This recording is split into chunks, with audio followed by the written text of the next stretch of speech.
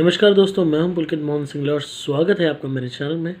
दोस्तों, आज हम इस विषय में बात करेंगे कि कैसे ईश्वर की कृपा पाई जाए, कैसे ईश्वरीय कृपा अपने जीवन में हासिल की जाए। क्या वो उपाय हैं जिन्हें करने से भगवान हम पे प्रसन्न होंगे, या यूँ कह लीजिए भगवान अगर हमारे प्रति नाराज़ हैं या किसी भी तरीके से हमने कोई ऐसा काम कर रखा है जिससे वो रुष्ट हुए हुए हैं, तो वो गलती हमारी ठीक होने लगेगी। दोस्तों, ये जो सवाल है ईश्वरीय कृपा होने का, ये भले ही हम लोगों की जुबान पे ना आए, हम भले ही इसके बारे में बात ना करें, या पर कहीं ना कहीं हमारे मन में सवाल ज़रूर उठता रहता है कि भगवान हमारे से रुष्ट हो गए हैं, भगवान हमसे नाराज़ हैं, या किसी भी तरीके से ईश्वर हमारा साथ नहीं दे रहे हैं। तो कहीं ना कहीं हम ये टटोलते हैं, सोचते हैं कि क्या वो ऐसे कर्म है, क्या हमने गलती कर दी भगवान जो हमारे साथ ऐसा हो रहा है, जो हम ये कष्ट भोग रहे हैं, जो इस जीवन में इतना संघर्ष है, जो हर इंसान बुरा मिलता है, जो हर तरीके से हमें धोखे मिले हैं। दोस्तों, आपको एक आज कॉमन चीज़ें बता देता हूँ जो हर इंसान के साथ होती हैं, और ये बात हम लोग नहीं समझ पाते, इसीलिए हमें लगता है कि सिर्फ हम दुखी हैं और ईश्वर हमसे नाराज़ है। फर्स्ट ऑफ ऑल, हमारे लिए समझना बहुत ज़रूरी है। अगर हम ये गुण बातें समझ गए तो कहीं न कहीं ये जो हमारे मन में एक नोशन है कि हम नाराज़ जो है, भगवान नाराज़ है हमसे और ईश्वरीय कृपा हम पे नहीं हो रही है, वो नोशन फ़र्स्ट ऑफ़ ऑल निकल जाएगा। पर उसके बाद भी आपको भूले-भटके अगर ऐसा रहता है कि भगवान आपसे नाराज़ है, तो ईश्वरीय कृपा कैसे हासिल करें, वो उपाय भी आपको बताऊँगा। First of all, most common problem जो हर इंसान फ़ेस करता है इस पूरे वर्ल्ड के लोगों की मैं बात कर रहा हूँ, सब इंसानों की बात कर रहा हूँ। पहला, रिश्तेदार से धोखा, रिश्तेदारों से ना बनना। खासकर ये कब होता है धोखे की स्थिति? कोई भी फैमिली है जहाँ पे बच्चे हैं, जब बच्चे बड़े हो जाते हैं, उनकी शादियाँ हो जाती हैं, तो बाहर से नया मेंबर आ जाता है, और नए मेंबर के आने से या उन बच्चों के इंडिपेंडेंट हो जाने से, बड़े हो जाने से उनकी अपनी न्यूक्लियर फैमिलीज़ ट्रांसफ़ॉर्म हो जाती हैं। तो जो पहले यूनाइटेड बॉन्ड था कि एक यूँ कह लीजिए एक सिंगल फैमिली थी कि हम ही हैं सब, वो डिवाइड होकर डिफरेंट डिफरेंट फैमिलीज़ में कन्वर्ट हो जाती हैं। तो यहाँ पे जहाँ पहले एक ही वेस्टेड इंटरेस्ट था, वो डिवाइड होके independent, individual and different interest में डाइवर्ट हो जाता है। तो इस वजह से हर एक नई फैमिली का जैसे ही आविष्कार होता है, यूँ कह लीजिए कि सपोज़ एक फैमिली में दो लड़के हैं, एक लड़की है, सपोज़ फॉर एग्ज़ाम्पल ले लेते हैं, तो दोनों की वाइफ आई, दोनों की अब अलग अलग फैमिली हो गई उन दो जनों की, और जो लड़की है वो ब्याह के कहीं चली गई। तो एक फैमिली से तीन फैमिलीज़ फॉर्म हो गई, और जो ओरिजिनेटर थे उन दो फैमिली के, वो माँ बाप थे, उनकी एक चौथी सेपरेट फैमिली हो गई। तो यहाँ पे कॉन्फ्लिक्ट ऑफ माइंड्स होना स्वाभाविक है, हर एक की अलग सोच होना स्वाभाविक है, हर एक के अलग वेस्टेड इंटरेस्ट होना स्वाभाविक है, हर एक की प्रायोरिटीज़ अलग होना स्वाभाविक है। क्योंकि जो पहले स्थिति थी वो ये थी, माँ बाप और तीन बच्चे, तो वो तीनों एक ही फैमिली थी, तो उनका ऑब्जेक्टिव एक था, उनका इंटरेस्ट आपस में एक था, उनके गोल्स एक थे, कहीं ना कहीं वो एक दूसरे से पूरी तरह रिलेटेड थे 100%। पर जैसे जैसे वो बड़े हुए, जवान हुए, उनकी शादियाँ हुई, तो उनका इंटरेस्ट बटा, उनकी प्रायोरिटीज़ बटी, एंड एट द एंड सबकी फैमिलीज अलग हुई। और ये प्रोसेस और बढ़ चढ़ के बढ़ जाता है जब उनकी संतानें हो जाती हैं, तब वो कम्प्लीटली अलग फैमिलीज़ होती हैं। गलती कहाँ होती है कि हम अभी भी उस पास्ट एक जो सिंगल फैमिली जहाँ से शुरुआत हुई थी, उसी को पुनः पास्ट की फैमिली को प्रेजेंट में देखना चाहते हैं, या वही ड्यूटीज़, एक्सपेक्टेशंस, रोल्स चाहते हैं पास्ट वाले जो प्रेजेंट में फॉर्म हो जाए। पर वो पॉसिबल नहीं हो पाता क्योंकि फैमिलीज़ अलग हो गई हैं। चाहे आप एक छत के नीचे रहते हो, फिर भी ये एक ऐसी डिवाइडेड रेखा है जो दिखाई नहीं देती, पर कहीं ना कहीं अलग हर इंसान हो जाता है जैसे जैसे उसकी लाइफ में नया पार्टनर आता है, उसके बच्चे होते हैं, या किसी भी रूप में एक नई शुरुआत होती है। तो ये हम अगर मेन गुड समझ जाए तो हम इस बात को समझ पाएंगे कि इसमें कोई नई बात नहीं है। और इसीलिए हर लोगों के फैमिली में ये होता है कि कहीं ना कहीं जो रिश्तेदार होते हैं वो बुरे होते हैं। और रिश्तेदार भी कैसे बुरे, सपोज़ आपके फादर है, मदर है, वो कहते हैं चाचा ने मेरा साथ नहीं दिया, ताऊ जी ने मेरा साथ नहीं दिया, या चाची ने नहीं दिया, या मौसी ने नहीं दिया। तो कहीं ना कहीं वो सब जब पहले कंबाइंड फैमिली थे, दे वर टुगेदर, और जैसे जैसे उनकी सेपरेट फैमिलीज होती गई, चाहे कोई नया मेंबर आया, चाहे वो कहीं पे ब्याह के गए या गई, जो भी हुआ, उससे नई फैमिलीज बनी, नई प्रायोरिटीज़ इस्टेब्लिश हुई, नई गोल्स इस्टेब्लिश हुए। और अब इकट्ठा वही पास्ट वाली फैमिली वाली एक्सपेक्टेशंस और रोल्स और प्रायोरिटीज़ होना नामुमकिन है। तो इसी वजह से, और यही प्रॉब्लम मैक्सिमम घरों में, 99% घरों में होती है कि रिश्तेदारों से झगड़ा होता है, रिश्तेदारों से बोलचाल नहीं होती, या रिश्तेदारों से मतभेद होते हैं, या रिश्तेदारों पे भरोसा या उम्मीद करके हमें लगता है हमें फ़ायदा नहीं हुआ, या रिश्तेदारों पे आस लगाई जा रही होती है। तो ये जो एक बदलाव है, बहुत दर्दनाक बदलाव है, हालांकि ये जीवन की सच्चाई है। और ये बदलाव हम जितनी जल्दी समझ लें, जितनी जल्दी इस बात को समझ लें कि ये बदलाव के साथ साथ हमें अपनी प्रायोरिटीज़, एक्सपेक्टेशंस, हर चीज़ बदलनी होगी, अगर हम इस बात को समझ लें, तो कहीं ना कहीं जो हम रिश्तेदारों के द्वारा अगर प्रताड़ित होकर कहते हैं भगवान से कि आपने ऐश्वर्य कृपा नहीं किया हम पे, हमसे आप नाराज़ हो, जिस वजह से हमारे भाइयों ने साथ नहीं दिया, बहनों ने साथ नहीं दिया, माँ बाप ने नहीं दिया, इन्होंने नहीं दिया, उन्होंने नहीं दिया, हम काम आए, तो ये सब आपकी वाइनिंग ख़त्म हो जाएगी। क्योंकि इसमें ईश्वर का कोई रोल नहीं है, इसमें ईश्वर की कोई नाराज़गी नहीं है, इसमें ईश्वर किसी भी तरीके से हम ब्लेम नहीं कर सकते उनको। ये हर आत्मा का अपना नया स्वभाव होता है, और हर आत्मा अपने स्वरूप को बदलती है, भौतिक शरीर में रहते हुए अपने आप को, अपनी प्रायोरिटीज़ को बदलती है। तो जैसा जैसा आगे उसके फ्यूचर में चेंजेस आते हैं, बदलाव आते हैं, नए लोगों की एंट्री होती है, वैसे वैसे सर्कमस्टांसेस, हालात, उनके प्रति रिएक्शन लोगों का बदलता चला जाता है।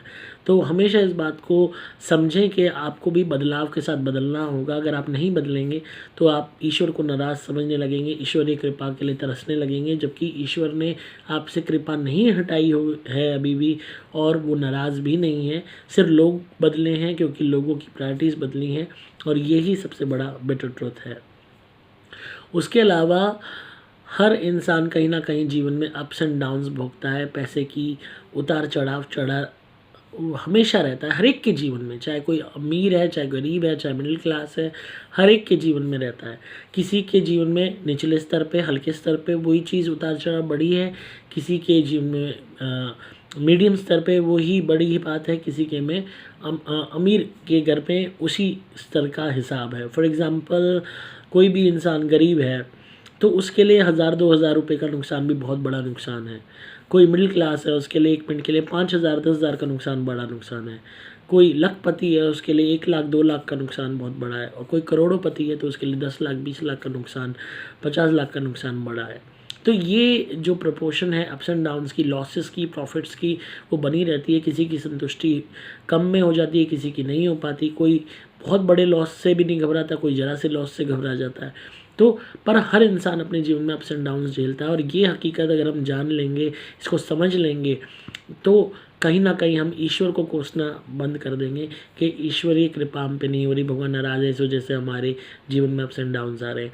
उसके अलावा बहुत सी चीज़ें और भी मैटर करती हैं, हमारे खुद के कर्म, क्या हमने ऐसे बीज बो रखे हैं कि हमारे साथ इस तरीके की फाइनेंशियल प्रॉब्लम्स आ रही हैं, या क्या पता किसी ने हमारे साथ कुछ गलत कर रखा है, क्या उनका प्रभाव है जिस वजह से हो रहा है, या फिर हमारी किस्मत इस वक्त हमारा साथ नहीं दे रही, हमारे ग्रह साथ नहीं दे रहे।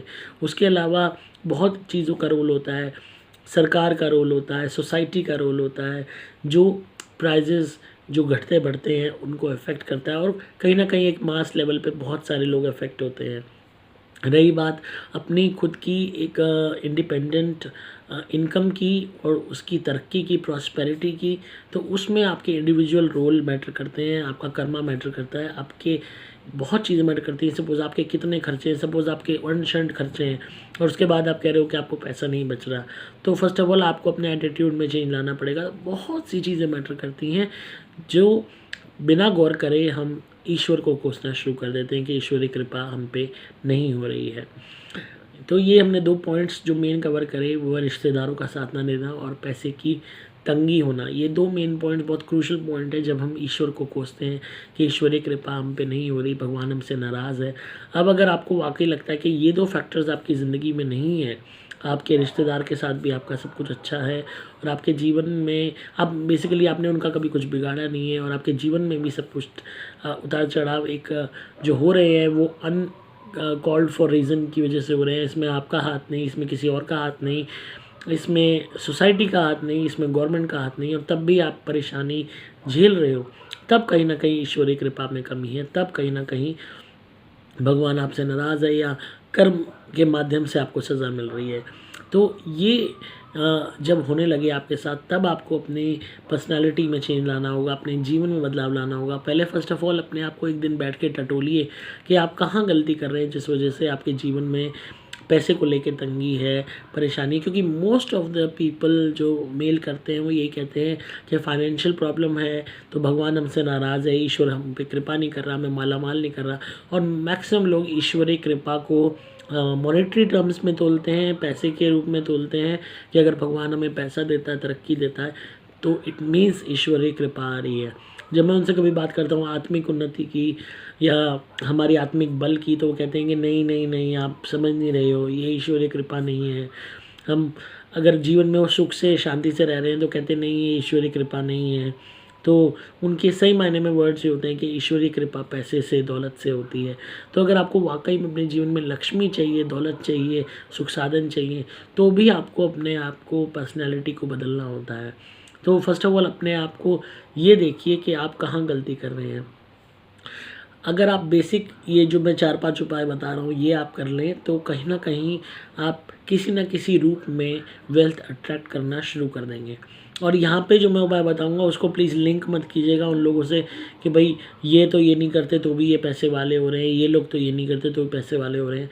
यहाँ बात आपकी आ रही है। हर एक की किस्मत अलग होती है, हर एक के कर्म अलग होते हैं। क्या पता उन्होंने ऐसे क्या कर्म कर रखे हैं जिसका भोग आज वो भोग रहे हैं, किन जन्मों का फल वो आज भोग रहे हैं, या अपने जो भी वो कर्म कर रहे हैं उसमें क्या ऐसा अच्छा कर्म कर रहे हैं जो उन्हें वेल्थ प्रोवाइड कर रहा है। तो हर एक के भाग्य से, हर एक के प्रारब्ध से, हर एक के कर्मों से, हर एक की ज़िंदगी से अपनी तुलना मत कीजिए। आप अलग हो, वो अलग हैं, उनकी लाइफ अलग है, उनके सर्कमस्टांसेस अलग हैं, आपके अलग हैं। तो अगर आप तुलना करने में रहोगे तो हमेशा दुखी रहोगे। तो बिना तुलना करे अपने आप को एक इंडिपेंडेंट फ्रेश इंसान समझ के कि आपकी जर्नी अलग है, इन उपायों को अपने जीवन में उतारिए और आप अपने आप सकारात्मक रूप से अपने जीवन में ईश्वरीय कृपा देखेंगे और आत्मिक बल और आत्मिक उन्नति तो बढ़ेगी। और जो मैक्सिमम लोगों का सवाल है कि पैसे को लेके, तरक्की को लेके उन्नति हो, तो वो भी आपके जीवन में आनी शुरू हो जाएगी। फर्स्ट ऑफ ऑल आपको अपने जीवन में अपने स्वभाव को बदलने की ज़रूरत है, अपने स्वभाव में चेंज लाने की ज़रूरत है। आप अगर बहुत ज़्यादा बोलते हैं और बड़बोलेपन में कुछ भी गलत बोल जाते हैं जिससे आपके काम बिगड़ जाते हैं या लोग ऑफेंड हो जाते हैं, या आप कोई ऐसी बात बोल देते हैं जिसको वापस नहीं लिया जा सकता, तो कम बोलना सीखें, मौन व्रत पालन करना सीखें। ये अपने आप में एक बहुत कमाल की कला है। आप मौन करेंगे तो आपकी ऊर्जा जो है वो वेस्ट नहीं होगी और वो इकट्ठी होना शुरू हो जाएगी, और वो किस हद तक आपके लिए पावरफुल बन सकती है आप उसका अंदाज़ा भी नहीं लगा सकते। मेन इसमें ये है कहने से मतलब कि व्यर्थ का बोलना, बेकार की बातें बोलना सिर्फ आपकी इम्पोर्टेंस को घटाएगा, आपकी पर्सनैलिटी को हल्का करेगा। इंसान सोचेगा, लोग सोचेंगे ये आदमी कितना खाली है। कई लोग होते हैं कहीं भी बैठे हैं मुफ्त की बहसबाजी में पड़ जाते हैं, कई लोग होते हैं छोटी सी बात का पतंगड़ बना देते हैं, कई लोग होते हैं इतना बोलते हैं कि अपने घर की सारी बातें पराए लोगों को बता देते हैं, कई लोग होते हैं जो पॉलिटिकल इश्यूज़ पे, स्टूपिड से इश्यूज़ पे इतनी बहसबाजी करते हैं कि वो कब झगड़े में बदल जाती है या अंदरूनी नफ़रत में बदल जाती है पता भी नहीं चलता। तो इन सब चीज़ों से बचें, क्योंकि इन सब चीज़ों से आपको किसी भी तरीके का लाभ नहीं मिलने वाला, आपको सिर्फ नकारात्मकता ही अट्रैक्ट होगी। तो सिर्फ उस काम से मतलब रखिए, उस बात को बोलें जिस बात से आपका कोई सरोकार है, आपका कोई लेना देना है, जो आपके विषय की बात नहीं है, एक जनरल विषय की भी बात है, तो उन चक्करों में ना पड़ें अगर आप वाकई में अपनी तरक्की चाहते हैं तो ये एक प्रैक्टिकल जो है लॉजिक भी है। और उसके अलावा आप जितना ज़्यादा अपनी ऊर्जा को, अपनी जो बोलने की ऊर्जा है, इसको जितना ज़्यादा आप कंजर्व करेंगे, बचाएंगे, उतना ज़्यादा ये आपकी बुद्धि को शार्प करेगी, आपके माइंड को फोकस करेगी। और जो आप मैक्सिमम ऊर्जा अपनी बोल बोल के थका देते हैं अपने आप को कि आप और कुछ काम करने की क्षमता में नहीं रहते, तो उसमें भी बहुत हद तक कमी आएगी। आप ज़्यादा से ज़्यादा प्रोग्रेसिव काम अपने लिए कर पाएंगे। उसके अलावा मीट, मांस, शराब, अंडा, ये चारों व्यसनों को त्याग दीजिए। अब बहुत लोग बहस करते हैं कि शराब में क्या बुराई है। शराब कोई भी तरीके से, मैं ये नहीं कह रहा कि आप जो है इसमें खून है या कुछ है, इन्वॉल्वमेंट है। मैं इसलिए शराब का मना करता हूँ क्योंकि शराब आपके शरीर को ख़राब कर रही है, आपकी शुक्राणुओं को कम कर रही है, आपके अंदर का जो वो स्वर्ण तत्व है उसको कम कर रही है, आपके ग्रहों को ख़राब कर रही है, आपकी पूरी बॉडी पर नेगेटिव असर डाल रही है। अगर यही चीज़ दवाई के रूप में ली जाए तो वरदान है, और यही चीज़ पानी के रूप में ली जाए तो ये जहर है। और ये बात हर इंसान जानता है, उसके बावजूद भी आप वक्त से पहले अपने शरीर को गलाना शुरू कर देते हो, ख़राब करना शुरू कर देते हो, ये जानते हुए भी कि ये शरीर एक बार ही मिला है। तो इस तरीके की बेवकूफ़ी अगर आप कर रहे हो सिर्फ और लोगों को देख के, अपनी तुलना औरों से करके कि ये भी तो पी रहे हैं, ये भी तो पी रहे हैं, तो मैं भी पीऊँ, और हालांकि आपको हासिल कुछ नहीं होता। नशे में आप कई दफ़ा गलत बोल जाते हो, ज़्यादा बोल जाते हो, अंदरूनी बातें बोल जाते हो, घर में झगड़ा हो जाता है, बीवी से झगड़ा हो जाता है, आपके मुंह से बदबू आती है, आप लड़खड़ाते हो, कई दफ़ा आपका एक्सीडेंट भी हो चुका है शराब से। हर तरीके से आपको सिर्फ नेगेटिविटी इससे प्राप्त हुई है, कोई भी तरीके की पॉजिटिविटी प्राप्त नहीं हुई। उसके बाद भी आप सबसे बड़ा नेगेटिव काम करते हो, जो अपने घर की बरकत है और पैसा है और दौलत है, इस पे लुटाते हो। और अगर वही पैसा आपका कंजर्व होना शुरू हो जाए तो कहीं के कहीं वो कब काम आ जाए आपको पता भी ना चले। तो एक तो ये नेगेटिव व्यसन, दूसरा मीट मांस, पहले भी बहुत दफ़ा बता चुका हूँ। जब भी आप जानवरों की लाशों को काट के घर में लाओगे, या कटी कटाई जानवरों की लाशों को घर में ला के उनका खून, उनका मांस, उनकी हड्डियाँ अपने शरीर में डालोगे, उनके रक्त को अपने शरीर में डालोगे, आप नेगेटिव ऊर्जा को अट्रैक्ट करोगे। कहीं ना कहीं ईश्वरीय कृपा आप पे नहीं होगी, क्योंकि भगवान ने हर जीव जीने के लिए बनाया है, उनको जीने का जो मकसद दिया है, उनके कर्म के हिसाब से हर आत्मा को उनका जीवन मिला है।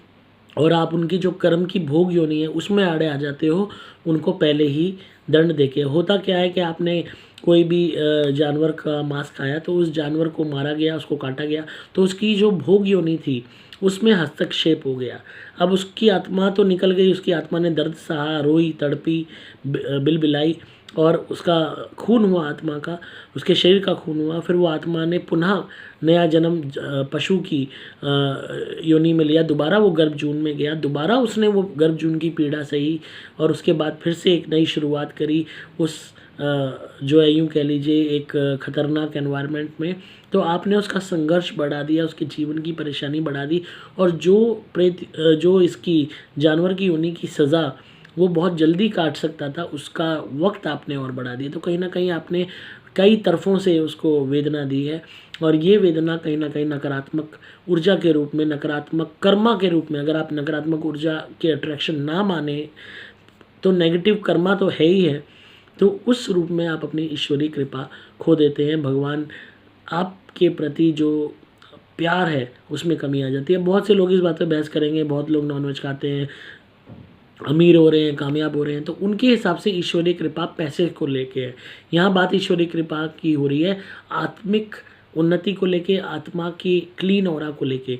आपकी आत्मा जितनी शुद्ध होगी उतनी ईश्वर से मिलन के लिए वो पर्याप्त कारगर वो बनेगी, एक स्रोत बनेगी। पर अगर आप अपनी आत्मा को मलिन रखेंगे, गंदा रखेंगे, क्योंकि कहीं ना कहीं जिनकी आहें, जिन जानवरों की आहें, मूक जीवों की आहें, उनकी बद्दुआ, उनका मांस, वो जब आपके शरीर में जा रहा है और कहीं ना कहीं आपकी आत्मा भी उससे प्रभावित हो रही है, तो आपकी मलिन आत्मा किसी भी तरीके से ईश्वर को नहीं पा सकती इतनी जल्दी।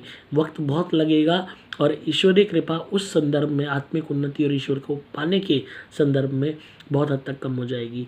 इसके अलावा अगर आप अपने जीवन में ईश्वरीय कृपा चाहते हैं तो आप किसी का भी पैसा मत मारिए, किसी को भी चीट मत कीजिए, आटे में नमक कीजिए। भाई थोड़ा बहुत प्रॉफिट हर इंसान को चाहिए होता है, पर नमक में आटा मत कीजिए, किसी की आंखों में धूल मत झोंकिए।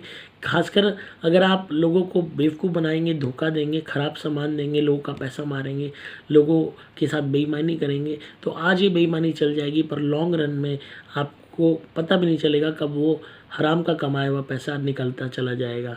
उसके अलावा आप किसी की आहों को मत लीजिए, किसी को फिजिकल मेंटल टॉर्चर मत दीजिए।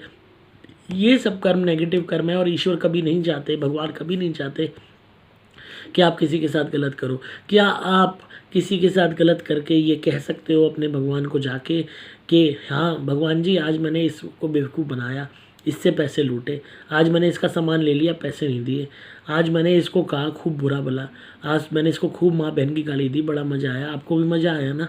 तो आप क्या सोचते हो भगवान बदले में क्या कहेंगे कि वाह बेटा वाह, तूने तो मेरा नाम रोशन कर दिया?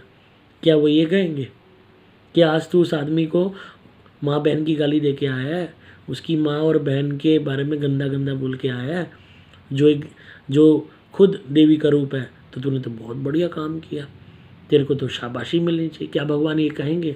आप अपने दिल से पूछ लीजिए एक बारी, और अगर आपको लगता है ऐसा कहेंगे तो आप ये सब करते रहिए। पर अगर आपको 1% भी लगता है कि नहीं भगवान ऐसा नहीं कहेंगे, तो और उल्टा नाराज़ होंगे, एक बाप के रूप में सोचिए भगवान को और अपने आप को एक बेटे के रूप में सोचिए, तो आप अपने आप इस कर्म को करना बंद कर देंगे। ये बात समझ जाएंगे कि इस तरीके से किसी को भी, किसी की भी माँ की बहन की बेइज्जती करके उनको लज्जा, उनकी यूँ कह लीजिए आबरू के बारे में इतना गंदा आप अगर वचन बोलेंगे, इस तरीके के शब्द बोलेंगे जो आज के ज़माने में आम बात हो गई है, तो आप किसी भी तरीके से ईश्वरीय कृपा नहीं पा सकते। आप सिर्फ भगवान की नाराज़गी के शिकार होगे, और वो जो कर्म बंधन है कि आपके साथ भी ऐसा ही हो, जो दुख आपने उसको पहुंचाया अपने शब्दों के बाणों से, वो दुख आपको भी मिले, तो आपको किसी न किसी रूप में तो मिलेगा ही, पर ईश्वरीय कृपा नहीं होगी। तो ये कर्म करना भी बंद कीजिए।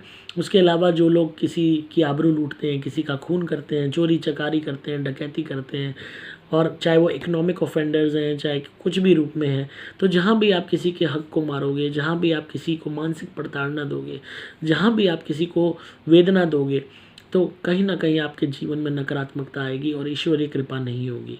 अब अगर आप ये सब काम करने बंद कर देते हो, अच्छे इंसान बनते हो, लोगों के साथ प्यार से बात करते हो, किसी से झगड़े गाली गलौच में नहीं पड़ते, हमेशा सात्विक रहते हो, हमेशा अच्छे शब्द बोलते हो, हमेशा भगवान की से डरते हो, गॉड फेयरिंग रहते हो कि हम किसी के साथ गलत ना करें, तो आपको ईश्वरीय कृपा की ज़रूरत अपने आप ही नहीं है। ईश्वरीय कृपा अपने आप पे ऑलरेडी हो रही है। तो हमेशा इस बात को समझिए कि, और रही बात पैसे को लेके कि उसके बाद पैसा कैसे आएगा, एक बारी आपकी आत्मा की उन्नति होने लगेगी तो आप ये नहीं जानते कि भगवान आपको किन मुकामों पे पहुंचा देंगे, कैसे कैसे नज़ारे आपको दिखा देंगे। जब हम जीवन में अच्छे होते हैं, सच्चे होते हैं, तो ग्रह चाल भी अपने आप सुधरने लगती है। हमारे किए हुए जो अच्छे कर्म हैं, जो सत्कर्म हैं, वो अपने आप हमारे रास्ते खोलने लगते हैं। भले ही देरी से हमें वो फल मिले, पर हमें अच्छा फल ज़रूर मिलता है। हालांकि बहुत से लोग ये बहस करेंगे अगर किसी ने गलत किया तो मुंह से गुस्सा आ ही जाता, निकल जाता है। देखो, हर सर्कमस्टांसेस मूवमेंट अलग होते हैं, पर कई दफ़ा जहाँ पे ज़रूरत नहीं थी गुस्से की, वहाँ हम गुस्सा दिखा देते हैं। जहाँ बल की ज़रूरत नहीं थी, वहाँ हम बल दिखा देते हैं। और आज के ज़माने में तो लोग छोटी छोटी बातों पे गुस्सा और बल, हाथापाई और झगड़ा और गाली गलौच, ये लोगों का ट्रेंड बन गया है। और ये ट्रेंड कभी भी आपको ईश्वरीय कृपा नहीं देगा, गलत में लेके जा रहा है ये आपको। और ये जीवन तो आप जी लोगे पैसे के दम पे, धौंस के दम पे, लोगों को डरा धमका दोगे, लोगों के साथ बुरा व्यवहार कर लोगे, पर आपकी आत्मा जब इसका 10 गुना सहेगी तो आपका सिर्फ रोना होगा, और ना ईश्वर होगा आपके पास, ना उसकी कृपा होगी। बस सिर्फ आप होगे और आपके आंसू होगे, और वो कर्म आपको बार बार याद आएंगे जिन कर्मों को आप करते रहे और हंसते रहे। तो अगर आपको वाकई में ईश्वरीय कृपा चाहिए, धन दौलत चाहिए, ऐश्वर्य चाहिए, तो जो धन दौलत ऐश्वर्य भी हर उस इंसान को मिलता है जो वाकई में प्रयास और मेहनत के अलावा अपने आप को सत्कर्मों में विलीन करता है। वैसे आजकल बहुत लोग कहेंगे जो गुंडे हैं, बदमाश हैं, बड़े बड़े लोग हैं, उल्टे सीधे धंधे करके पैसा कमा रहे हैं, वो कहीं ना कहीं अपने पूर्व जन्म के कर्मों का फल भोग रहे हैं। क्योंकि एक ये जो हमारी प्रेजेंट लाइफ होती है, इसमें जब हमें बिना मेहनत के करी कराई चीज़ें मिल जाती हैं, यूँ कहते हैं ना, born with silver spoon, gold spoon, या छोटी सी मेहनत से हमें फल बड़ा मिल जाता है, तो कहीं ना कहीं बहुत हद तक हमारे पुराने संचित किए हुए कर्मों का फल ज़रूर होता है। कहीं ना कहीं प्रारब्ध और किस्मत इस तरीके से रची जा रही होती है। पर वो लोग भी इतने बेवकूफ़ हैं कि इस पैसे के मद में भूल जाते हैं कि जो वो पुराना हलवा अब खा रहे हैं, अब के लिए बुरे कर्म करके वो अपने लिए प्लेट में कांटे सजा रहे हैं। तो अब भले ही वो हलवा खा रहे हैं, बाद में उन्हीं हलवों में उन्हें कीलें मिलेंगी खाने को। तो अगर कोई बुरा कर्म कर रहा है तो उसको उसके हाल पे छोड़ दीजिए, आप उस जैसे मत बनिए। ईश्वरीय कृपा मांगने से नहीं मिलती, अपने आप हो जाती है। बस आप ईश्वर जैसा स्वरूप अपना बना लीजिए। हालांकि हम लोगों की एज आत्मा कोई हैसियत नहीं कि हम ईश्वर जैसे स्वरूप अपना बना सके, पर कहीं ना कहीं हम अगर थोड़े बहुत भी उनके जैसे, जो भी आप धर्म के हो, अगर आपने चरित्र पढ़ा है ईश्वर का, किताबें पढ़ी हैं, तो जिस तरीके का उनका स्वरूप है, जिस तरीके के उनके अंदर दया भाव है, प्यार है, और किसी भी तरीके का द्वेष नहीं है, किसी भी तरीके की इम्परफेक्शन नहीं है, तो अगर हम जीवन में अपने ये क्वालिटीज़ को उतारना शुरू करेंगे तो हमें पता भी नहीं चलेगा कब ईश्वरीय कृपा हो जाएगी। और पैसा लत्ता क्या है, माया है, मरना सबने ही है, सबने ही मर के जाना है। और अपने आप जब हम मरेंगे तो शरीर भी साथ नहीं जाएगा, सिर्फ आत्मा ही जाएगी।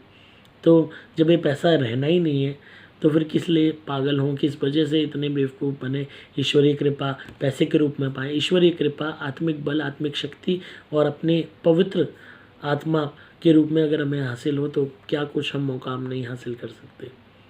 तो मुझे उम्मीद है आपको आज का कॉन्सेप्ट पसंद आया होगा।